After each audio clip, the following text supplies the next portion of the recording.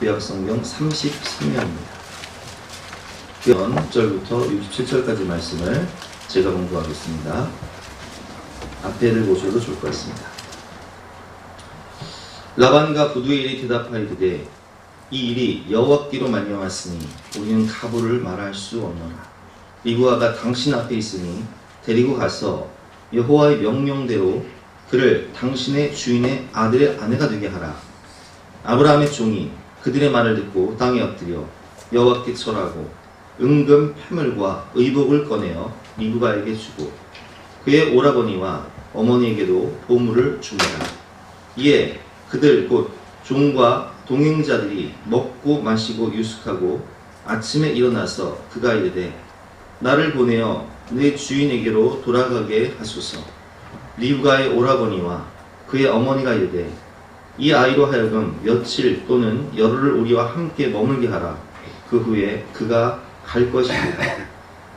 그 사람이 그들에게 이르되 나를 만류하지 마소서. 여호와께서 내게 형통한 길을 주셨으니 나를 보내어 내 주인에게로 돌아가게 하소서. 그들이 이르되 우리가 소녀를 불러 그에게 물으리라 하고 리브가를 불러 그에게 이르되 내가 이 사람과 함께 가려느냐? 그가 대답하되 가겠나이다. 그들이 그 누이 리브가와 그의 유모와 아브라함의 종과 그 동행자들을 보내며 리브가에게 축복하이르되 우리 노이여 너는 천만인의 어머니가 될지어다. 내 씨로 그 원수의 성물을 얻게 할지어다. 리브가가 일어나 여자 종들과 함께 낙타를 타고 그 사람을 따라가니 그 종이 리브가를 데리고 가니라. 그때 이삭이 부엘라 헤로이에서 왔으니 그가 네게부 지역에 거주하였습니다. 이삭이 저물 때에 들에 나가 묵상하다가 눈을 들어보매 낙타들이 오는지라. 리브가가 눈을 들어 이삭을 바라보고 낙타에서 내려 종에게 말하되 들에서 배회하다가 우리에게로 마주오는 자가 누구냐? 종이 이르되 이는 주인이니이다. 리브가가 노를 가지고 자기 얼굴을 가리더라. 종이 그 행한 일을 다 이삭에게 아뢰매 이삭이 리브가를 인도하여 그의 어머니 사라의 장막으로 들이고 그를 맞이하여 아내로 삼고 사랑하였으니 이삭이 그의 어머니를 장례한 후에 위로를 얻었더라. 아멘. 오늘 말씀의 제목은 믿음의 가정이라는 제목으로 본 말씀 의지에서 함께 은혜를 나누도록 하겠습니다. 5월은 가정의 달입니다. 우리에게 간절한 소원이 있다면 우리가 지난주 그 토요일날 우리 임진환 집사님이 극동방송에 출연해서 간증을 하셨죠. 근데 그 간증을 듣다 보면 그런 내용이 있어요. 우리 주아 엄마가 옛날에 임 집사님 교회에 나오시는 걸 반대를 했어요. 그래서 임 집사님이 그 남성 목장 성경 공부를 하다가 전화가 오면 집에 가야 되는 거예요. 그러면 그 당시에는 구리에 사실 때였는데 구리까지 가는 그 길에 찬송이 나오는 거예요. 어떤 찬송이에요? 믿음의 가정. 그럼 그 찬양을 들으면서 그렇게 눈물을 흘리면서 기도했다고 해요. 하나님, 하루빨리 우리 가정이 믿음의 가정이 되게 하여 주시옵소서. 그렇게 눈물로 기도할 때 하나님께서 주아 엄마의 마음을 만져주셔서 지금은 믿음 생활도 잘하시고 전도도 열심히 하시고 또 믿음 안에서 성민이 주아 낳고 부모님도 구원받고 믿음의 가정을 이루게 하시는 것을 보았는데 우리에게도 간절한 소원이 있다면 정말 이 세상을 마치고 우리가 하나님 나라 갔을 때 우리가 믿음의 가정을 이루고 우리 사랑하는 가족들 자녀들이 다 예수 믿고 천국 백성 되어지는 그것이 우리 인생의 가장 큰 소원이 아니겠습니까? 그래서 오늘은 주제가 믿음의 가정이에요. 이 믿음의 가정은 어떻게 세우고 어떻게 성장하며 어떻게 완성되는가 그것을 오늘 본 말씀을 통해서 함께 배워보도록 하겠습니다. 첫 번째로 믿음의 가정은 하나님이 세우셔야 합니다. 우리의 만남은 우연이 아닙니다. 우리 가정의 만남도 우연이 아닙니다. 어쩌다 보니 세상에 반이 여자고 세상에 반이 남자인데 내가 어쩌다 이런 남자를 만났을까? 이렇게 말씀하시는 분도 계신데 여러분 우리의 만남은 우연이 아니라 제가 언젠가 말씀드렸지만 제가 몇 주 전에 우리 아버지하고 식사를 하면서 그런 이야기를 들었어요. 아 우리 아버지가 노래를 참 잘하세요. 왜 잘하냐면 어렸을 때 꿈이 가수여가지고 뒷동산에 올라가서 항상 이렇게 노래를 부르시는 거예요. 근데 가수는 못 되시고 군대 가서 노래자랑에 나가셨는데 사실 우리 아버지가 그 운전병으로 전방에 가셨는데 그때 이제 군대가 하도 구타가 심하다 보니까 운전병 하시면서 그냥 너무 구타를 당하셔가지고 지옥 같은 군대 생활을 하다가 그 사단에서 노래자랑이 열린 거예요.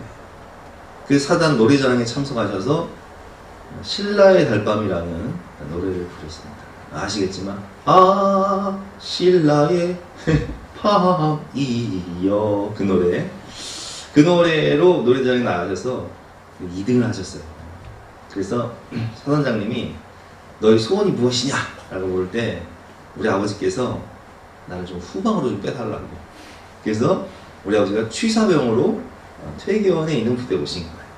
저 신하촌 퇴계원에 있는 부대에 오셔서 거기서 취사병을 하셨는데 그 부대 앞에서 우리 그 의정부 큰 이모님이 당시에 구멍가게를 하셨어요.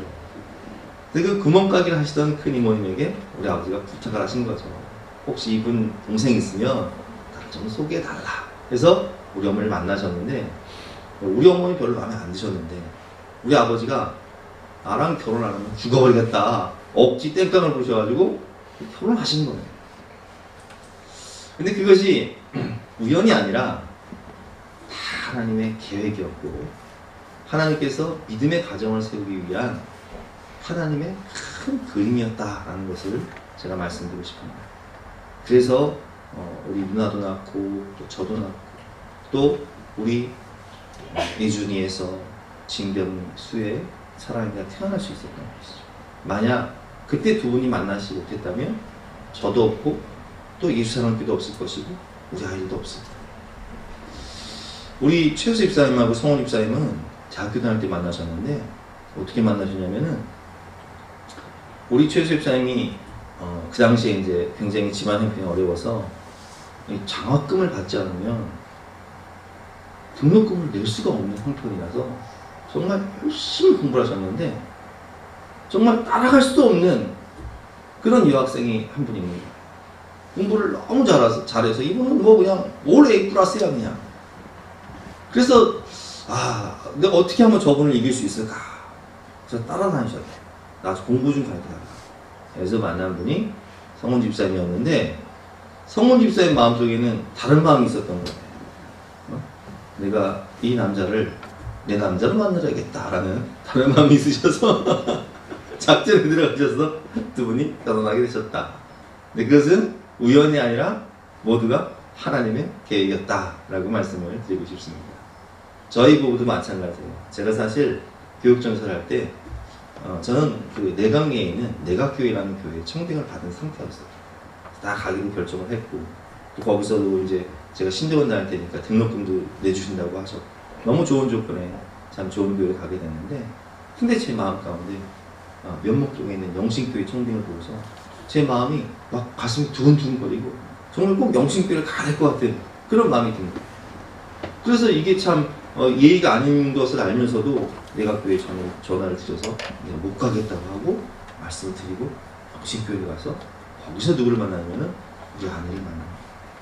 그래서 우리 아내를 만나서 결혼했기 때문에 우리 진겸이 또 수의 사랑이가 태어난 것이고 그때 제가 이제 영신교회 교육자 전도사를 했을 때 제 그 신학대학교 2년 후배가 교사로 있었어요. 선교에 대한 비전을 가지고 있었는데 제가 청년부 시절을 하던 교회에 제가 청년 회장이었고 부회장이었던 그 여자 동생이 있었는데 어느 날 꿈에 이 부회장이었던 여자 동생하고 또 그 2년 후배인 제 2년 후배인 신학생 그 남자 신학생 그 후배하고 꿈에 나타나는 거예요. 그래서 이게 어떻게 된 일일까? 혹시 하나님의 계획이 있는 것은 아닐까 해서 제가 두 분한테 그런 얘기를 했어요. 한번 만나봐라. 당신도 성교가 비전이고 당신도 성교가 비전이 아니냐. 그래서 만났어요. 근데 처음 만나고 나서 저한테 그러는 거예요. 아니 뭐 이런 사람을 소개시켜줬냐고. 그러는 거예요. 그래서 내가 다른 의도는 없고 그냥 내 꿈에 두 사람이 나와서 한 만나보라 한 것이다. 그러니까 사람을 한 번 만나서 모르니까 한 번만 더 만나봐라. 그래서 만나고 나서 얼마 있다가 연락이 온 거야. 우리 결혼하게 됐다. 그게 누구냐? 우리가 캄보디아 선교사로 도와드렸던 우리 김성희 목사님, 이경미 선교사님이 바로 그 가정입니다. 그래서 그 가정이 결혼을 해서 세 자녀를 낳고 그리고 캄보디아에서 지금 아주 활발한 사역을 하시면서 또 땅을 누가 기증하셔서 거기에 또 교회를 건축하게 되었다는 그런 좋은 소식도 얼마 전에 보내주셨어요. 여러분, 우리가 이것을 통해서 알 수 있는 것은 하나님이 우리 가정을 세우셨다는 거예요. 오늘 본문을 보면 하나님께서 믿음의 후손을 낳고 하나님의 나라를 확장하기 위해 아브라함을 통해 이삭을 낳으시고 또 이삭이 오늘 본문에 리브가를 만나서 결혼해서 야곱을 낳지 않습니까? 그리고 그 야곱이 12아들을 낳는데 이 12아들이 12지파가 돼요. 이스라엘 민족이 돼요. 그리고 그 이스라엘 민족을 통해서 우리를 구원하실 메시아이신 예수 그리스도가 탄생하시고 이 예수 그리스도를 통해서 하나님의 나라가 확장되고 완성되어지는 이 큰 그림을 하나님께서 그리시는 거예요. 그래서 우리는 깨달을 수 있는 것이 우리의 만남은 우연이 아니라. 자 보세요 여러분. 오늘 이 아브라함의 종이 자신의 그 모든 자신이 이 땅에 온 이유, 아브라함이 무슨 이야기를 했고 자신이 무슨 기도를 했고 이제 나에게 결정할 수 있는 당신들이 이제 내가 좌로 가거나 우로 갈 수 있는 모든 것을 결정해달라고 이야기했을 때 50절에 보면 라반과 부두엘이 대답하여 이르되 이 일이 여호와께로 말미암았으니 이 이삭과 리브가의 결혼은 사람으로 말미암은 것이 아니라 여호와께로 말미암았으니 우리는 각오를 말할 수 없다. 리브가가 당신 앞에 있으니 데리고 가서 여호와의 명령대로 그를 당신의 주인의 아들의 아내가 되게 하라. 여호와께로 말미암았으니 여호와의 명령대로. 여러분 우리가 만난 것은 우리가 부부가 된 것은 이것은 우연이 아닌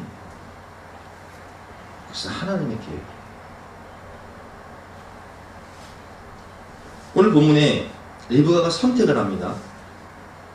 엄마와 오빠는 며칠 혹은 10일을 더 머물라는 거예요. 근데 아브라함의 종은 가겠다는 거예요. 그래서 그 가족들이 그럼 리브가가 당사자니까 선택권을 주자 했을 때 리브가가 어떤 선택을 합니까? 54절부터 보겠습니다. 이에 그들 종과 동행자들이 먹고 마시고 유숙하고 아침에 일어나서 그가 이르되 나를 보내어 내 주인에게로 돌아가게 하소서. 리브가의 오라버니와 그의 어머니가 이르되 이 아이로 하여금 며칠 또는 열흘 우리와 함께 머물게 하라. 그 후에 그가 갈 것입니다. 그 사람이 그들에게 이르되 나를 만류하지 마소서. 여호와께서 내게 형통한 길을 주셨으니 나를 보내어 내 주인에게로 돌아가게 하소서. 그들이 이르되 우리가 소녀를 불러 그들에게 물으리라 하고 리브가를 불러 그에게 이르되 내가 이 사람과 함께 가느냐? 그가 대답하되 가겠나이다. 여러분 쉬운 결정이 아니에요. 왜 그러냐? 리브가는 시집을 가게 되면 1000km가 떨어진 그러니까 하란에서 가나안 땅은 1000km예요. 서울에서 부산 거리의 2배예요. 그곳으로 시집을 가게 되면 다시는 부모님을 보지 못해요. 그리고 아브라함의 종은 어제 왔어요. 어제 와서 그 사실을 알게 되었고 아침에 일어나더니 오늘 가자는 거예요. 그러면 여러분 상식적으로 생각해 보세요. 내가 다시는 우리 부모 형제를 다시 못 본다면 여러분 같으면 어떤 결정하시겠어요? 며칠 혹은 10일을 더 머물러 하는 것이 그것이 상식이에요. 그것이 보통 여자의 마음이에요. 다시 볼 수 없는 부모님인데. 근데 리브가 어떤 선택을 합니까? 가겠다는 거예요. 그럼 제가 한번 여쭤볼게요, 여러분. 리브가가 이삭을 한 번이나 본 적이 있습니까? 만난 적이 있어요? 그 사랑의 감정이 있을까요? 없어요, 여러분. 또 어떻게 이런 선택을 해요? 이것은 하나님이 주신 마음이에요. 이게 사람의 생각이 아니에요.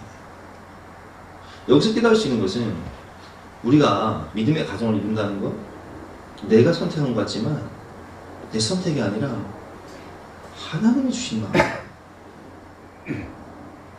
하나님이 하신 일이에요.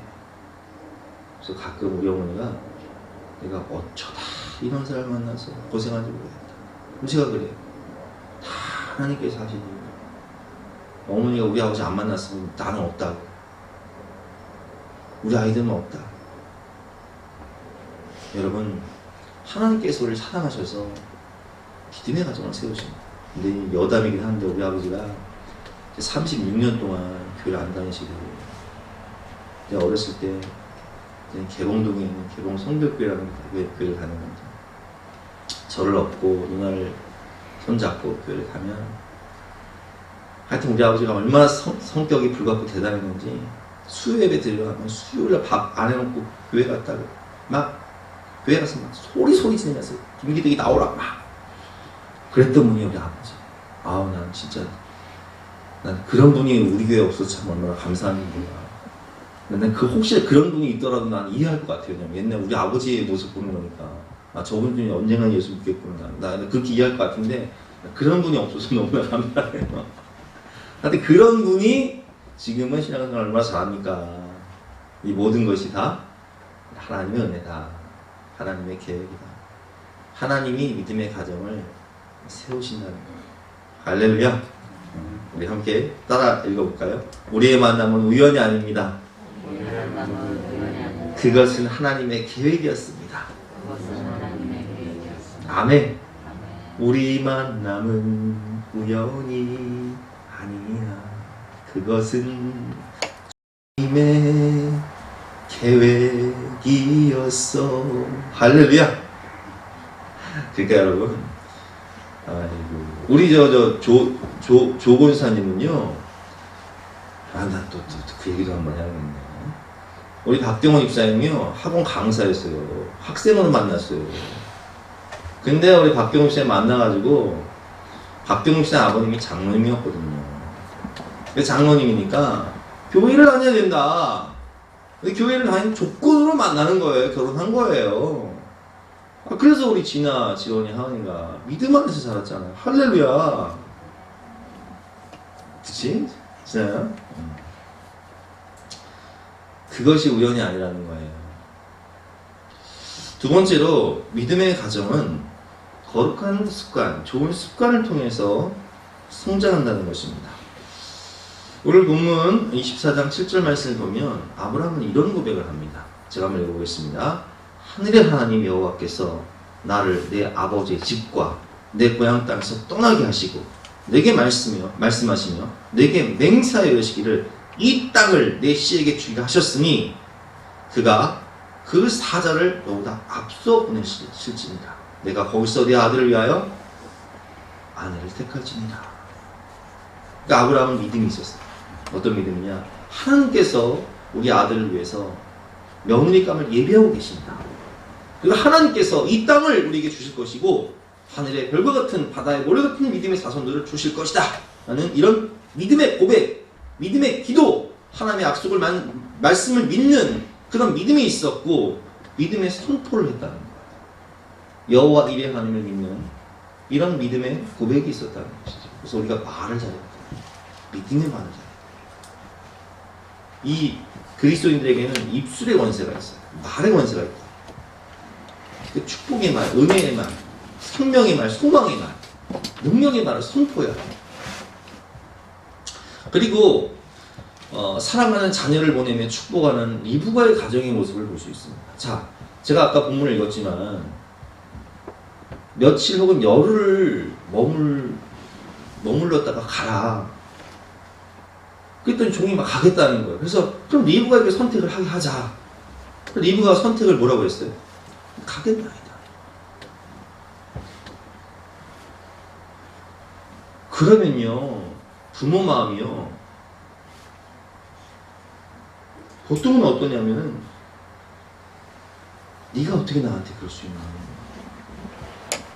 내가 널 어떻게 키웠는데 그놈이 그렇게 좋냐? 내 눈에 흔들어가게 이전은 못한다. 이런 말을 하잖아요. 섭섭한 거죠. 아, 내가 널 어떻게 키웠는데, 아, 며칠 더, 한 열흘 정도 더 있다가 하면 얼마나 좋아요. 근데 우리가 자녀들이 가정을 이룰 때, 섭섭하니까 몇 년 있다 가라. 열흘 더 있다 가라. 이런 말 하잖아요. 근데 그 자녀가 가겠다는 거예요.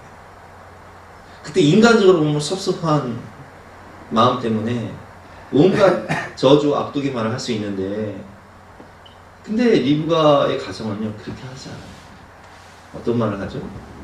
6절 말씀 같이 한번 읽어볼까요? 시작. 리브가에게 축복하이르되 우리 누이여 너는 천만인의 어머니가 될지어다. 내 씨로 그 원수의 소문을 얻게 할지어다. 아멘. 뭐라고 축복해요? 천만인의 어머니가 될 것이다. 근데 정말 이 고백대로 천만인의 어머니가 아니라요, 지금 우리가 살고 있는 이 시대만 해도요, 아브라함을 믿음의 조상이라고 고백하는 거 20억이 넘나요. 이렇게 축복의 선포가요 그대로 되어지는 거예요. 그러니까 우리는요 아이들을 위해서 어떤 말을 해야 되냐, 축복의 말을 해요. 공부 좀 못한다고 응? 이놈 새끼야 난 커서 뭐가 되려고 막 이런 악독의 말 하지 마시고, 공부를 못해도 하나님이 은혜를 주시면, 여러분 우리 아이들이 그러니까 우리 아이들한테 이렇게 말하세요. 공부하는 게 힘들지, 공부를 열심히 하겠지만 혹 공부를 못해도 하나님이 너의 인생을 주관하고 계시고 네가 하나님 사랑 안에 있으니까, 하나님이 너를 붙잡고 계시니까 하나님이 너를 통해 일하실 거야. 하나님 너를 사용하실 거야. 이렇게 축복해 주세요. 여담이긴 하지만 저도 학교 다닐 때 되게 공부 못했어요. 그러나 여러분, 하나님 은혜 가운데 있으면 우리 아이들이 믿음 안에서 잘 자라다가 정말 하나님 주신 자신의 달란트를 발견하고 자기 일에 열심히 최선을 다하다 보면 하나님께서 그 재능을 통해서 영광 받으시고 크게 사용하실 거예요. 그 증거가 어딨냐? 여기 있다니까요. 제가 학교 갈 때 꼴찌도 했다니까요. 자랑은 아니지만 하나님의 은혜 가운데 우리 아들 일단 그 믿음의 선포, 축복이 많아요. 그런 축복을 하시기를 주님의 이름으로 축원합니다. 세 번째는 이삭의 습관이죠. 이삭의 습관. 62절과 63절 말씀 보면, 그때 이삭이 부엘라 헤로에서 왔으니 그가 네게부 지역에 거주하였습니다. 이삭이 저물 때에 들에 나가 묵상하다가 문을 들어 봄에 낙타들이 오는지라. 아멘. 자, 여러분 보세요. 이삭이 뭐예요? 저녁에 들에 나가 묵상합니다. 하나님의 말씀을 묵상하고 하나님의 약속을 묵상하고 기도하는 거예요. 우리가 묵상을 뭐라고 그래요? 현대 용어로 큐티라고 하잖아요. 큐티가 묵상이잖아요. 하나님의 말씀 묵상하는 거. 조용히 하나님의 말씀 묵상하는 거. 여러분 이렇게 제가 보면 우리 성도님들도 큐티 많이 하시는데, 언젠가 우리 윤석 목사님이 그런 이야기 하신 적이 있어요. 은지가 필리핀 세부로 유학을 갔잖아요. 우리 작년 1월달에 우리 중고등학생들이 세부 갔다 왔는데, 은지랑 같이 갔잖아요. 근데 은지가 이제 가이드가 됐단 말이에요. 왜 가이드가 됐냐? 6년 넘게 살았으니까 너무 잘 아는 거죠. 근데 그 세부로 유학한 학생들을 보면, 뭐 필리핀뿐만 아니라 미국이나 뭐 여러 나라로 유학을 간 학생들 보면 부모님을 떠나 혼자 유학생을 하다 보니까 여러 가지 죄의 유혹에 노출이 돼요. 그래서 거기서 이제 정말 하지 말아야 할 짓들을 많이 하는데, 그런 그 죄의 유혹 가운데서도 이길 수 있었던 그 원동력이 뭐냐면 큐티해요. 제가 알아요.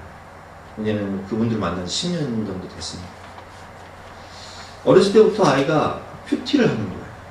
항상 엄마와 큐티를 하고, 또 혼자 있어도 밤에 일기 형식으로 큐티 일기를 쓰고, 이러다 보니까 하나님 말씀만 있다 보니까 이 죄의 유혹으로부터 이길 수 있는, 항상 성령 안에서 깨어서, 말씀 안에 깨어서 살아갈 수 있는 그런 거룩한 습관이 되다 보니까 자기 자신을 믿음 안에서 지킬 수 있었던 것이죠. 그래서 끝까지 유학을 성공할 수 있었던 이유가 바로 큐티에 있었다라는 그런 말씀을 하신 적이 있습니다. 여러분, 우리가 부모의 예배 습관이 자녀들에게 그대로 흘러갑니다. 왜냐하면 부모님이 오늘도 보세요, 여러분. 아이들을 함께 예배 나오잖아요. 부모가 아이들이 흔들리고 믿음을 떠나려고 할 때 부모가 중심을 잡아주는 거예요. 지켜주는 거예요. 그래서 그 부모의 거룩한 예배 습관이 자녀들에게 이렇게 흘러가는 것이고, 부모가 기도하는 습관이 자녀들이 인생의 환난을 만나거나 어려움이 오면, 아, 그때 우리 어머니가, 우리 아버지가 기도했던 것처럼 나도 기도해야겠구나 라고 생각하면서 기도하는 습관을 갖는 거예요. 인생의 시련이 올 때 하나님의 말씀을 붙잡고 믿음으로 돌파하는 부모의 모습을 보면서 아이들은, 아, 나도 하나님의 말씀을 붙잡고, 하나님, 우리 나의 사랑하는 제 비록 헤어졌으니, 그 찬송을 보면 나도 시시때때로 성경 말씀을 읽으면 어머니가 이 읽던 성경을 붙잡고 믿음으로 살겠습니다 라는 고백이 있잖아요. 그래서 그 부모의 거룩한 습관이 자녀들에게 그대로 흘러간다는 사실을 기억하고, 우리가 가정 안에서 축복의 말을 선포하고 믿음의 기도를 하고 거룩한 습관을 삶을 통해 아이들에게 보여주므로 우리 아이들이 우리의 모습을 통해서 이 거룩한 습관이 몸에 배는 그런 축복이 흘러넘치는 가정이 되시기를 주님의 이름으로 축원합니다. 세 번째는 사랑과 위로의 공동체가 바로 믿음의 가정인데, 오늘 본문 64절부터 67절 말씀이죠. 제가 읽어보겠습니다. 리브가가 눈을 들어 이삭을 바라보고 낙타에서 내려 종에게 말하되, 들에서 배회하다가 우리에게로 마주오는 자가 누구냐? 종이 이르되, 이는 내 주인이니이다. 리브가가 너울을 가지고 자기 얼굴을 가리더라. 종이 그 행한 일을 다 이삭에게 아내매, 이삭이 리브가를 인도하여 그의 어머니 사라의 장막으로 드리고 그를 맞이하여 아내로 삼고 사랑하였으니, 이삭이 그의 어머니를 장례한 후에 위로를 얻었더라. 사랑과 위로라는 단어가. 자, 사랑과 위로. 여자는 무엇으로 사는가? 성집사님, 여자는 무엇으로 살아요? 네? 글쎄요. 이병호 쌤, 여자는 무엇으로 살아요? 네? 여자는 무엇으로 살아요? 사랑으로 살죠. 사랑으로 살아요. 남자는 존경을 원하고요, 아내는 사랑을 원해요. 그걸 알아요. 근데 사랑의 코드를 알아요. 소와 사자가 결혼했어요. 소는 최선을 다해서 자기가 좋아하는 풀을 뜯어다가 사자에게 갖다 주고요, 사자는 최선을 다해서 맛있는 고기를 사랑하는 아내 소에게 주는 거예요. 근데 이것도 하루 이틀이지, 소가 고기를 어떻게 먹고 사자가 풀을 어떻게 먹습니까? 살다가 도저히 못 견뎌가지고 이혼하면서 하는 말이 뭐냐면, 나는 당신한테 최선을 다했어. 최선을 다하긴 뭘 최선을 다해요?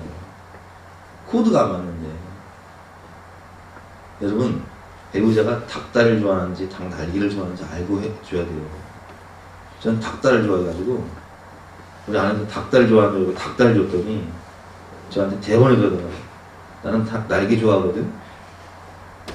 그것도 모르고 제가 닭 날개를 다 먹고 닭다리를 줬다가는 낭패를 보는 거예요. 여담이긴 한데, 옛날에 우리 임진우 씨는요, 주아 엄마하고 닭을 시켜가지고 닭을 먹는데 주아 엄마가 애기 보는 사이에 닭 한 마리를 다 먹어버린 거예요. 그것 때문에 끝장날 뻔 봤어요.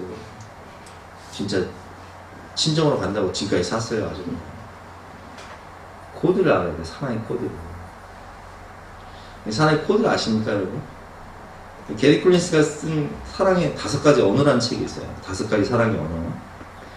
이 5가지 사랑의 언어를 보면 사람마다 이 사랑의 코드가 있다는 거예요. 첫 번째, 인정하는 말. 인정하는 말 같은 경우는 남자들이 대부분 많이 원해요. 자, 보세요, 여러분. 내가 참 이렇게 힘들고 어려운 세상 가운데 나는 열심히 일을 해가지고 돈을 벌어왔어요. 월급도 갖다 줬어요. 그때 아내가 어떤 말을 해야 돼? 아이고, 우리 남편 수고했어. 당신이 있어서 내가 참 이렇게 좋은 신랑 만나서 내가 참 이렇게 살지. 이렇게 인정하는 말을 해줘야 되는데 월급 봉투 딱 보고서 애게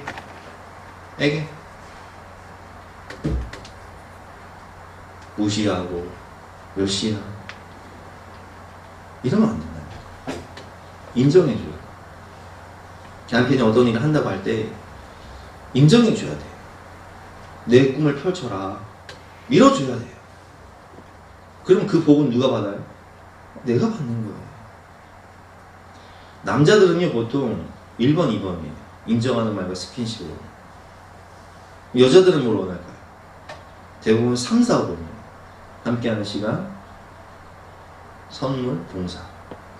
선물도 요즘에는 아내가 원하는 걸 사주지 않으려거든 뭘 줘야 되냐? 현금을 주세요. 현금. 아내들이 현금을 좋아하더라고요. 그리고 5번째, 봉사도 중요해요. 이렇게 육체적으로 양육하다 보면 요즘에 코로나 시대에는요 아이들이 학교를 안 가고 집에 있다 보니까 삼시세끼 해주는 게 보통 일이 아니에요.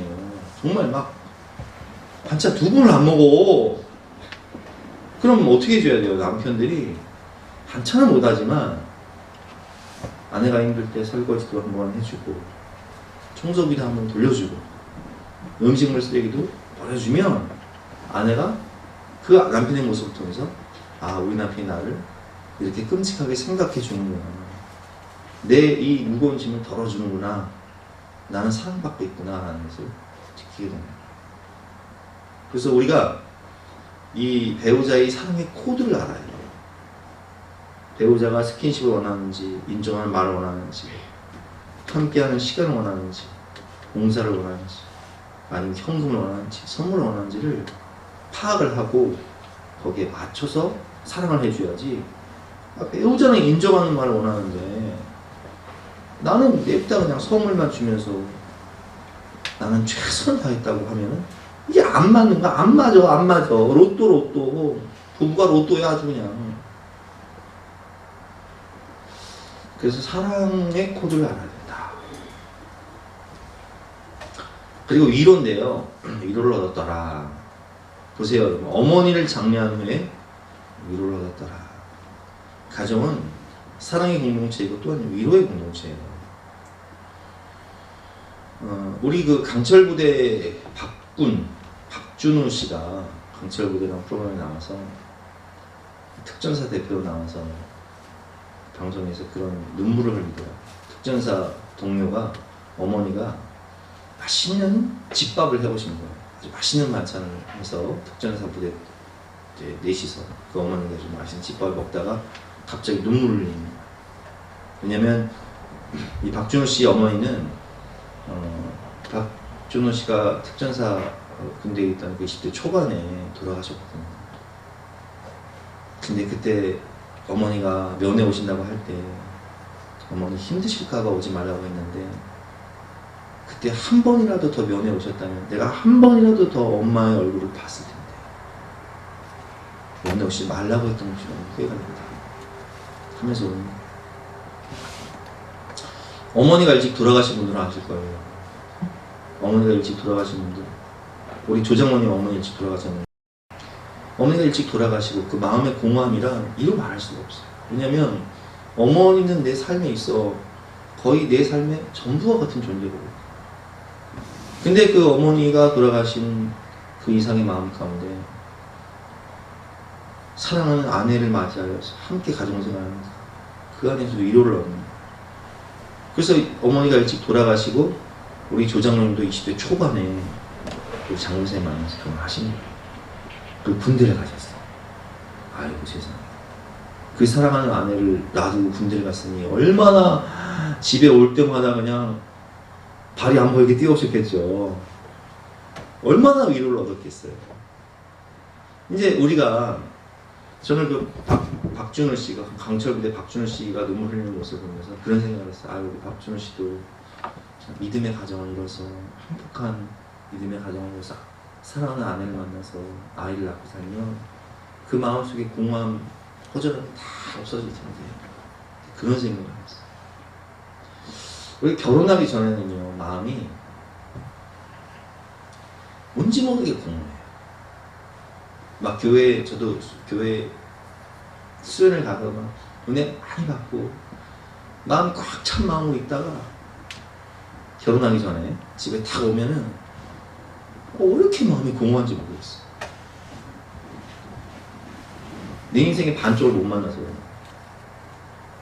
근데 사랑하는 아내를 만나서 우리 아이들을 낳고 살다 보니까 내 삶의 위로, 비타민, 바카스가 어디 있어요? 집에 있어요, 집에. 그래서 나는 우리 애들을요, 우리 막둥이를 뚱타민이라고 부르고요, 우리 수혜를 수카스라고 불러요. 수카스. 뚱타민 수카스. 아들은 든든한 맛이 있고 딸들은 얼마나 사랑과 애교가 많은지. 사실 우리 아내는 별로 애교가 없거든요. 근데 우리 아이들은 얼마나 애교가 많은지. 어제도 어버이날이라고 편지를 써가지고 거기다 현금을 담아가지고 아빠 축하해요 하면서 막 뽀뽀를 하고 편지를 쓰고 현금을 주고. 애들 보면은요, 피가 확 풀려요. 그래서 제가 결혼하고 나서요, 10kg가 쪘어요. 왜 살이 쪘냐? 마음이 안정이 되고 늘 옆에서 챙겨주는 사람이 있다 보니까. 제가 결혼 전에는 58kg, 57kg였는데 결혼하고 나서 70kg. 지금은 이제 더 쪘죠. 너무 쪄서 문제예요. 살 좀 빼야 돼. 20kg가 쪄버렸어요. 결혼 전입니다. 그러니까 여러분, 얼마나 결혼이 우리 삶의 가정에 위로를 줍니까? 하나님이 허락하신 믿음의 가정을 통해서 우리는 사랑을 받습니다. 사랑을 주기도 하지만 사랑을 받아요. 그리고 가정을 통해서 기쁨을 누려요. 그리고 가정을 통해서 하나님이 주신, 거저 주시는 선물, 은혜를 누립니다. 그리고 가정을 통해서 천국을 경험하죠. 근데 우리 서 변호사님이 얼마 전에 저한테 식사하시면서 그런 얘기 하시더라고요. 변호사님은 변호사다 보니까 가정 이야기만 나오면요, 다 이제 소송, 분쟁, 가정의 지옥. 저는 목회자다 보니까 가정의 천국. 믿음의 가정이 돼야 가정이 천국이 돼요. 오늘 결론입니다. 믿음의 가정 누가 세우신다고요? 하나님이 세우십니다. 믿음의 가정은 거룩한 습관, 좋은 습관을 통해서 성장하고요. 하나님이 세우신 이 믿음의 가정을 통해서 우리는 사랑을 받고 위로를 얻습니다. 세상이 줄 수 없는 기쁨을 얻고 천국을 경험하고 있습니다. 아무쪼록 우리가 믿음 안에서 믿음의 명문 가정을 세우셔서 정말 우리가 이 세상을 마치고 하나님 나라에 갈 때에 사랑하는 부모님들, 또 배우자, 자녀분들 다 손붙잡고 영원한 하나님 나라를 상속받는 믿음의 명문 가정을 이루시는 저와 여러분 되시기를 주님의 이름으로 축원합니다. 우리 함께 찬양 가운데 찬양 묵상하면서 기도하는 시간 갖도록 하겠습니다.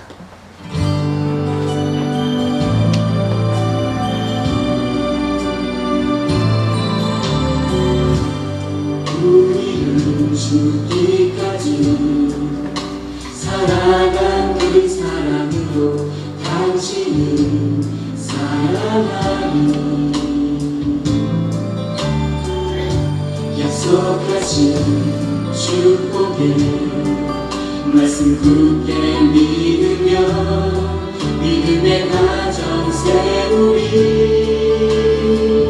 우리 함께 섬기며 믿음의 가정 세우리 거친 새바다 몰아칠 때 세상 사람들 모두 함께 되리 믿음 위에서 우리 가정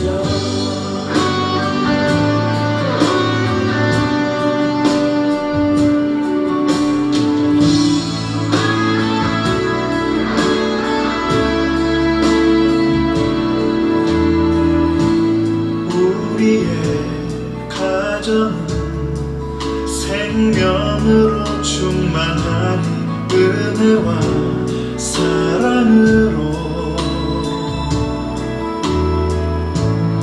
우리의 사랑은 희생하며 섬기는 것 주님 보이신 대로 우리 함께 섬기며 주님 모습 닮아가니 주님께까지 자라가니 생명의 빛을 세상에 전하리 믿음 위에서 우리 가정 우리 함께 섬기며 믿음의 가정 세우리 거친 새파도 두렵지 않네 세상 사람들 모두 알게 되리 믿음 위에서 우리 가정